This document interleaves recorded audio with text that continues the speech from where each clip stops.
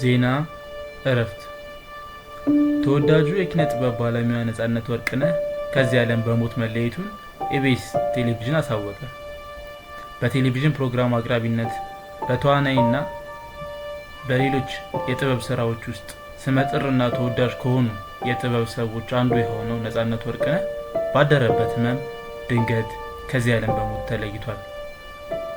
ለበርካታ ዓመታት በኢቢኤስ ቴሌቪዥን የሚተላለፍ የቤተሰብ ጨዋታ ፕሮግራም አዘጋጅና አቅራቢ የሆነው ነጻነት ወርቅነህ ባለትዳርና የሶስት ልጆች አባት ነበር። ለወዳጅ ዘመዶቹና ለአድናቂዎቹ በሙሉ መጽናናትን እንመኛለን። መረጃውን የሰጠን ቲክቫህ ኢትዮጵያ ነው።